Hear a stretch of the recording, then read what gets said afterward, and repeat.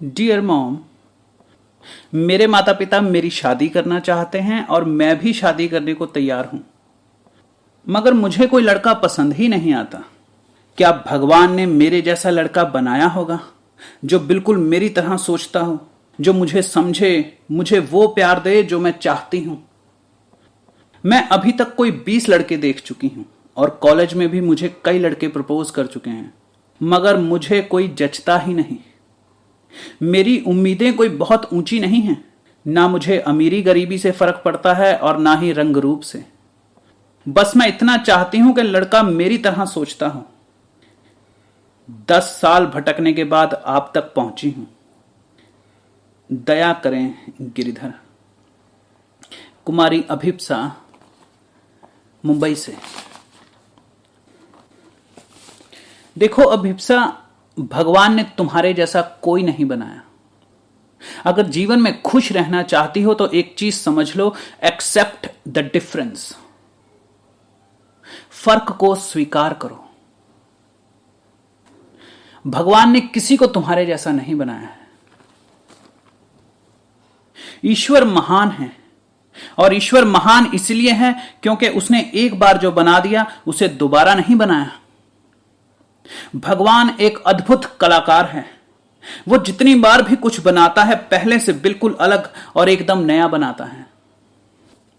उसने एक पेड़ जैसा पेड़ दोबारा नहीं बनाया। उसने एक पत्ते जैसा पत्ता दोबारा नहीं बनाया। सागर की हर बूंद दूसरी बूंद से अलग है, अनोखी है।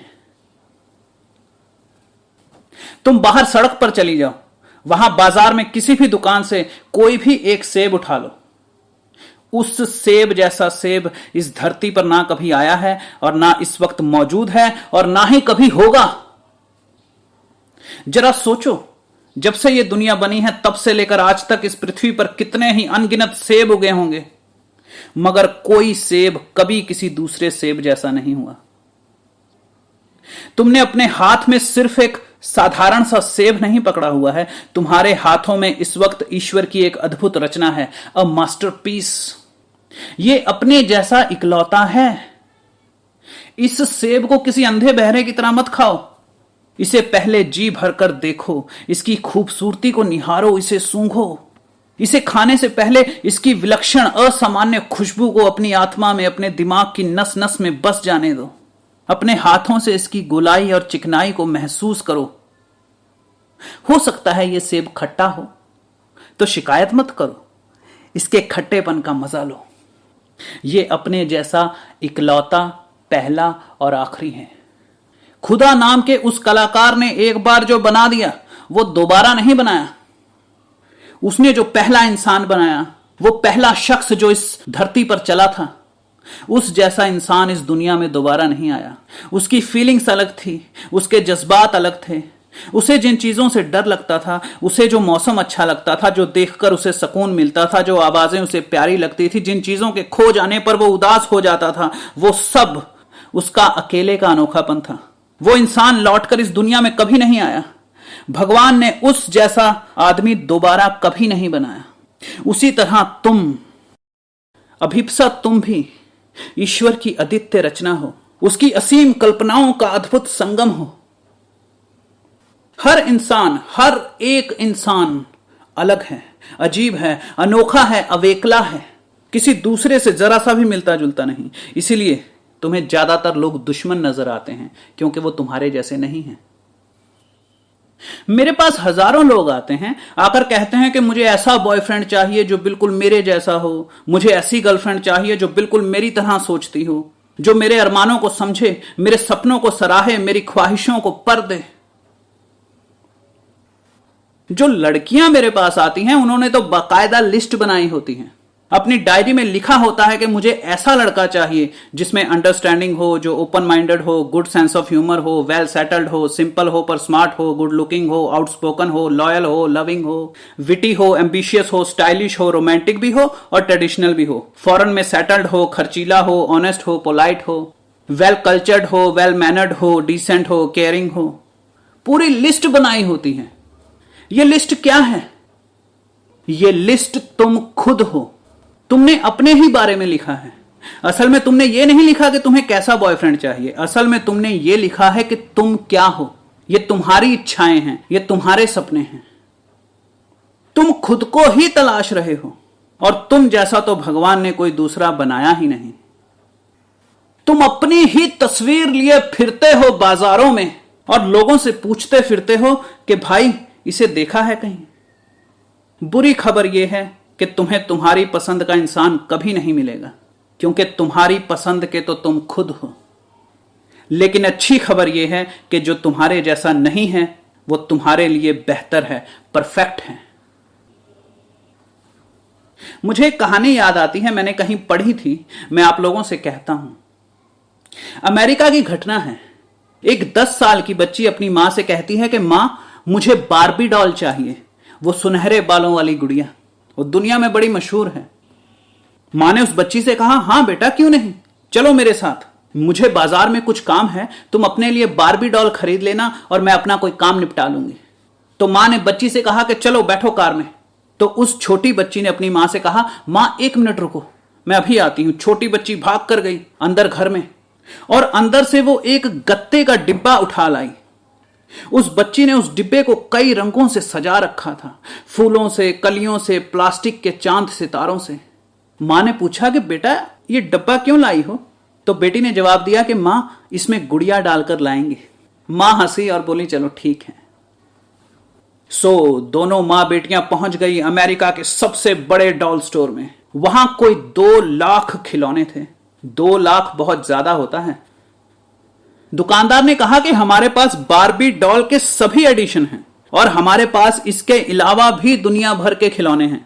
मां ने दुकानदार से कहा कि मुझे पास के डिपार्टमेंटल स्टोर में कोई काम है, आप मेरी बच्ची को कोई भी एक डॉल सिलेक्ट करवा दीजिए, जो इसको पसंद हो इसको दे देना। मां पास के डिपार्टमेंटल स्टोर में चली गई और कोई 2-3 घंटों के बाद जब वो लौटकर आई और पैसे देने लगी तो दुकानदार ने बताया कि मैडम आपकी बेटी ने तो कोई डॉल पसंद ही नहीं की, आपकी बेटी ने तो कोई डॉल खरीदी ही नहीं, उसे तो कोई खिलौना पसंद ही नहीं आता। उस औरत ने अपनी बच्ची से पूछा कि बेटा तुमने कोई खिलौना खरीदा क्यों नहीं? तो उस छोटी बच्ची ने जवाब दिया कि मां सब खिलौने गंदे, कोई खिलौना अच्छा नहीं है। मां हैरान हो गई, बोली 2 लाख में से तुम्हें एक भी खिलौना पसंद नहीं आया? उस बच्ची ने कहा नहीं मां, सब खिलौने गंदे, सारी डॉल्स बेकार हैं, किसी काम की नहीं। जानते हो उस छोटी बच्ची को कोई खिलौना क्यों पसंद नहीं आया?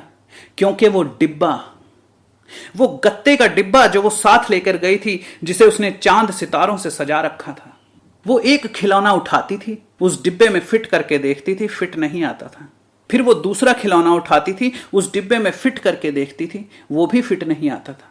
किसी के बाल बाहर रह जाते थे, किसी के जूते बाहर रह जाते थे। कोई खिलौना छोटा था, कोई बड़ा था, मगर एक भी खिलौना उसके डिब्बे में फिट नहीं आता था। खैर वो दोनों मां बेटियां खाली हाथ घर लौटी और यही हाल हम लोगों का है। हम लोग भी इस दुनिया से खाली हाथ ही लौटेंगे, क्योंकि हम लोग भी अपनी शर्तों के डिब्बे लिए फिरते हैं, अपने सपनों के डिब्बे लिए फिरते हैं, अपने ख्यालों के डिब्बे लिए फिरते हैं। कोई भी इंसान हमें जिंदगी में मिलता है, हम उसे पकड़कर अपने डिब्बे में फिट करके देखते हैं, वो फिट नहीं आता। जानते हो आज हर इंसान परेशान क्यों है, दुखी क्यों है? क्योंकि हर कोई एक दूसरे को बदलने में लगा हुआ है, सुधारने में लगा हुआ है। पति पत्नी को सुधारना चाहता है, पत्नी पति को सुधारने में लगी हुई है। दोनों मिलकर अपने बच्चों को अपने जैसा बनाना चाहते हैं और बच्चे मां बाप को अपने स्टाइल में ढालना चाहते हैं। जिसे देखो हर कोई एक दूसरे को खींच तान कर किसी तरह काट पीट कर बस अपने डिब्बे में फिट करना चाहता है। मान लो तुम्हारा कोई कजन, तुम्हारा कोई दोस्त, कोई अपना बड़ा इमोशनल है, जल्दी रो पड़ता है, या फिर बहुत बातें करता है, अपने पैसों का रौब दिखाता है, गप्पे मारता है, या कोई बड़ा सीरियस आदमी है, ज्यादा हंसता खेलता नहीं है, तो हम लोग क्या करते हैं? हम उसे टोकते रहते हैं, उसे बेइज्जत करते रहते हैं, उसकी पीठ पीछे उसे कोसते हैं, मखौल उड़ाते हैं। हम कोई मौका नहीं गवाते उसे समझाने का, सुधारने का। हम कोशिश करते हैं कि उसे पता चले कि वो कितना बेवकूफ है। नहीं, ऐसा नहीं करना चाहिए। उन्हें भगवान ने ऐसा ही बनाया है। मैं हाथ जोड़कर आपसे विनती करता हूं कि लोगों को सुधारने के सिरदर्द से बचो। लोगों को सुधारो मत, उन्हें एंजॉय करो। भगवान ने सबको अलग अलग बनाया है। कोई हर वक्त हंसता खेलता रहता है, मस्ती करता रहता है, कोई हर वक्त उदास रहता है, चीजों को गहराई से देखता है, अपनी डायरी में उदास शायरियां लिखता है। कोई बड़ा जिद्दी होता है, अहंकारी होता है, और कोई एकदम शांत। हर कोई अलग है। दूसरों के साथ खुश रहना चाहते हो तो उन्हें बदलने की कोशिश बंद करो। अपने जैसा इंसान ढूंढना बंद करो। लोग जैसे हैं उन्हें वैसे का वैसा स्वीकार कर लो। लोगों को तब तक मत टोको जब तक उनके बिहेव से तुम्हें सीधा सीधा नुकसान ना पहुंच रहा हो। अगर किसी के व्यवहार से तुम्हें दुख पहुंच रहा है तो या तो खुद को उससे दूर ले जाओ या उसे खुद से दूर कर दो। लेकिन अगर स्वीकार करना है तो उन्हें उनके अनोखेपन के साथ स्वीकार करो। उन्हें उनके अजीब रवैये के साथ स्वीकार करो। शर्तें हटा दो। गप्पियों की गप्पे एंजॉय करो, कंजूसों की कंजूसी का मजा लो। किसी रोने वाले शायर की शायरियां सुनो, किसी जोकर के चुटकुलों पर हंसो। तुम महसूस करोगे कि जैसे तुम कोई महारानी हो और सारी दुनिया बस तुम्हें खुश करने में लगी हुई है।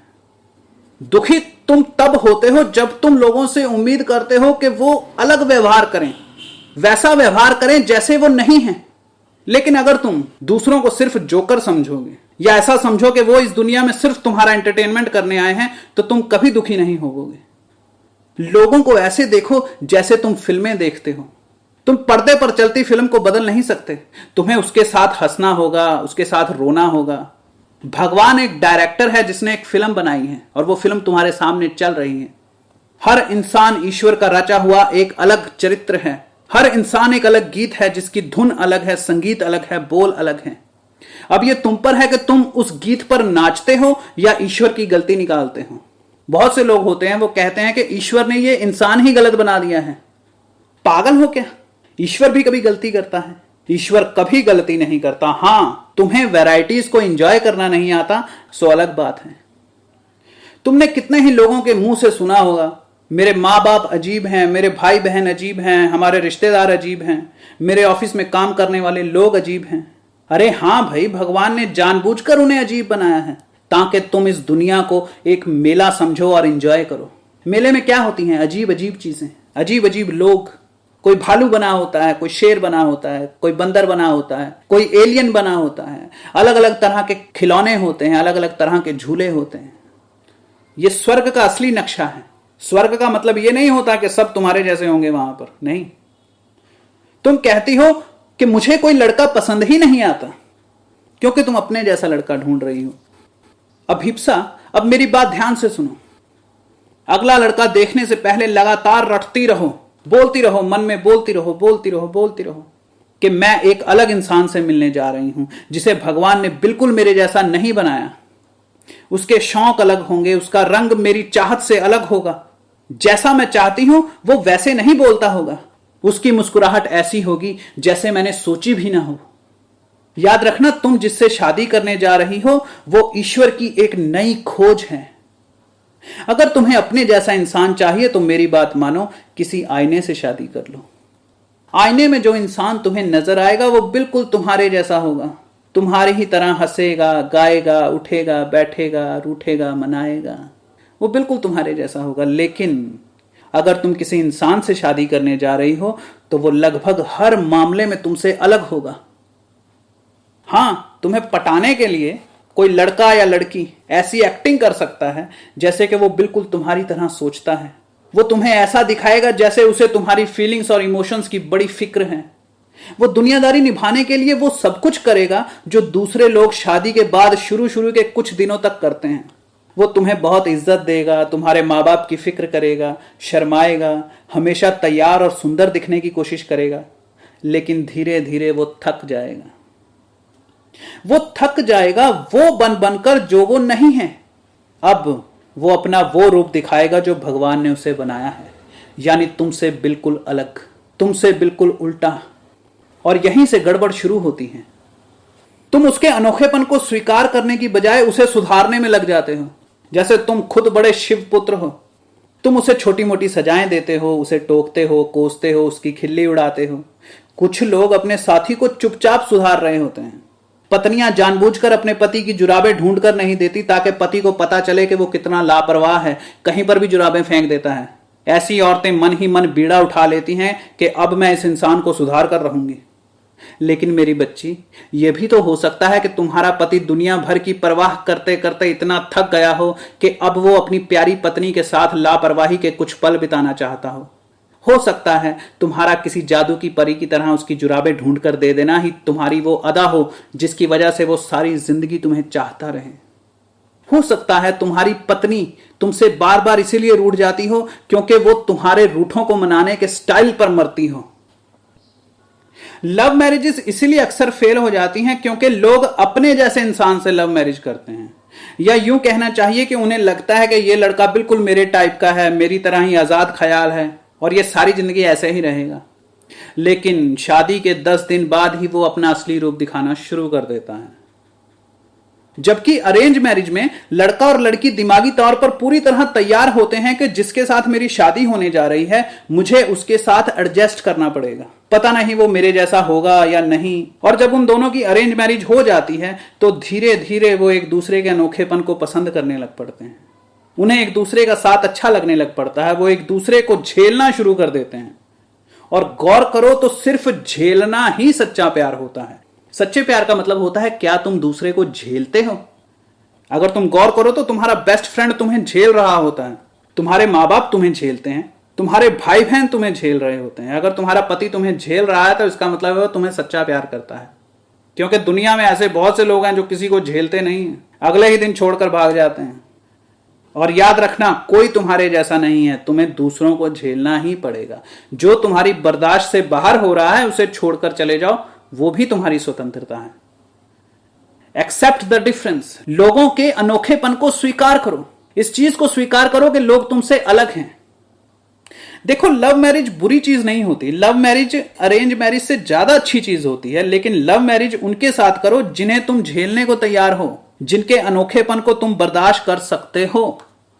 लेकिन ज्यादातर लोग क्या करते हैं, वो अपनी पसंद के इंसान से शादी कर लेते हैं और सोचते हैं कि एक बार शादी हो गई तो मैं इसे अपने आप बदल लूंगी, या पति सोचता है कि मैं इसे इतना प्यार दूंगा कि ये सुधर जाएगी। नहीं मेरे दोस्त, किसी को बदलने का काम या तो गुरु करता है या फिर वक्त करता है। ये तुम्हारा काम नहीं है और ना ही तुम ऐसा कर सकते हो। Let experts do their job. तुम्हें लगता है दूसरों को डांटना, सुधारना, उनकी कमी बताना तुम्हारा फर्ज है? नहीं, तुम्हारा फर्ज है दूसरों के अनूठेपन का सम्मान करना। दूसरों में खुद को ढूंढना बंद करो, अपने जैसा इंसान ढूंढना बंद करो। तू अपनी ही तस्वीर लिए फिरता है बाजारों में, कैसी तसल्ली ढूंढ रहा है गैरों की नस्वारों में। जनूने इश्क खुद ही से होता है हरदम, तू और भटक जाएगा इस हम कसूर से तकरारों में। जवाब लिए फिरता है कांधों पर और छाने बुतखानों की खाक। जवाब लिए फिरता है कांधों पर और छाने बुतखानों की खाक। कलम सी नजाकत कहां ढूंढ पाएगा तलवारों में, तू अपनी ही तस्वीर लिए फिरता है बाजारों में। इल्म की रोशनी फूटती है अपनी ही दुआओं से, तू भी कहां किताब लेकर बैठ गया गवारों में। तू खुद खुदा है ये जान गया जिस दिन तू, फिर लौट ना पाएगा मेरे हमदम इन दरगाहों मजारों में। तू अपनी ही तस्वीर लिए फिरता है बाजारों में। कोई तुझसा अगर होता तो तू नहीं होता, कबूल कर इस फर्क को।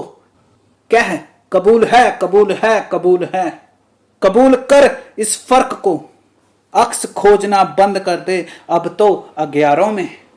अग्यार का अर्थ होता है गैर। लोगों से पूछता है इसे देखा है कहीं, लुटा बैठेगा शामे गुल इस तलाश खारों में। तू अपनी ही तस्वीर लिए फिरता है बाजारों में।